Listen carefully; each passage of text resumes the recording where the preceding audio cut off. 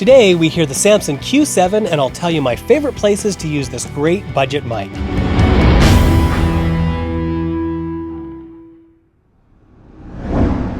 Thanks for joining me at Smith Music. My name is Paul Smith and I bring you in the studio and backstage as well as do gear reviews and show musicians how to build careers. The Samson Q7 has a hypercardioid polar pattern. This means that it's really good at rejecting other sounds and getting very little mic bleed. I've been using this mic for well over 5 years. I used to sell them in my store, and I first heard one when I ran out of mics on a huge live off-the-floor recording session. I needed something like a Shure 57, and I tried this mic out during sound check and it did the trick. Since then, I've used this mic as the close mics on drums for most of my drum sessions. The hi-hat rejection is really good when mixing snare. I also use it for vocals and certain live gigs when protecting my gear is a little more important than having the very best sound. This mic does have a low end frequency bump, which is not good for live vocals, but rolling off some of the bottom end takes care of that pretty well. This mic is also very rugged. It's even tougher than the Shure SM58s that typically get dented windscreens. None of the 6 Q7s that I own have a dent. I can't say the same thing about the Shure 58s. The Samson Q7 has become a favorite for me for close drum mics. I don't use them for a whole lot else in the studio, but I just found that hi-hat rejection, like I was saying, is really good on them. And it might be tough to tell from these examples because I don't have, for this video, I'll do it in a later video, but I don't have a Shure 57 beside a Q7. But I can show you how these tracks are really usable. The Q7 also has a really nice low end from this polar pattern that is good for toms and snare. So I have the snare top, the tom top 1 and 2, because it was a rack tom and a floor tom, and the snare bottom. We had a bad connection when we were recording it. We ended up using this track because it's got this cool funky distortion thing, but it's going to play really low, and that was recorded with the Q7. It wasn't the Q7 that malfunctioned. And we also had the kick it's kick attack, really, because it was on the outer head. Those were all Q7s. So I'm going to show you the rough tracks and I'll show you the finished mix. So here, one by one, here's the kick. Lots of snap on that. Snare top. So you can hear lots of hi-hat. You can hear lots of hi-hat with that, but it's pretty manageable, especially with a plugin like Drum Leveler. I'll just show you. I did a quick setup on it to get rid of most of the other bleed. So this is really, really gated.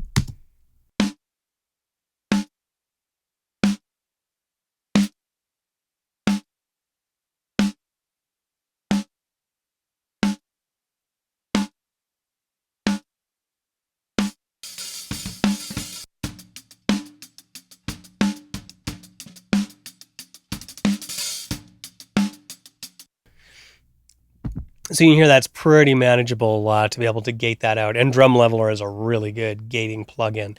And here is Tom Mic 1. If you're finding this video helpful, I'd really appreciate you liking the video and subscribing to my channel.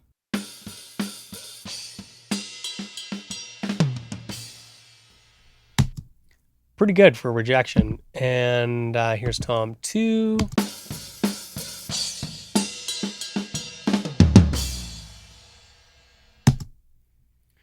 You can really hear that. I'll play the next section here too.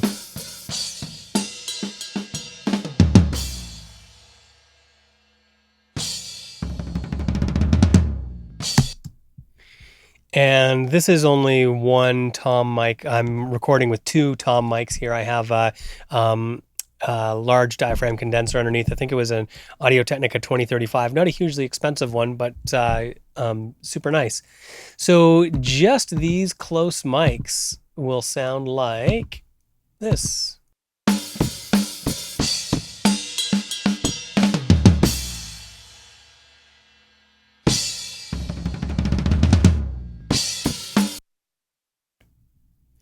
And here's this distorted, nasty snare bottom mic.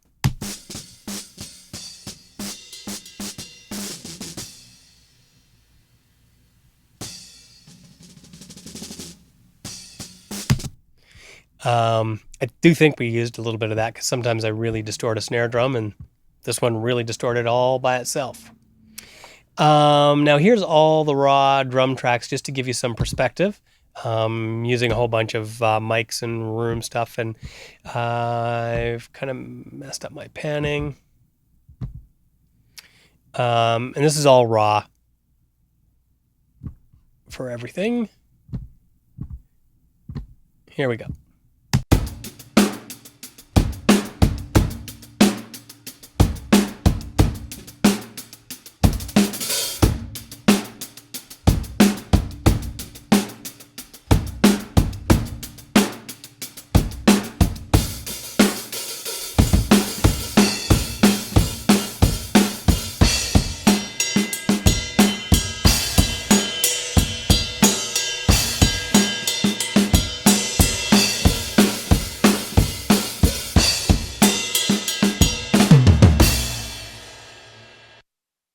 Here's the same section of the song, finished and mastered, with these same drum tracks in them, of course, mixed. You will be mine.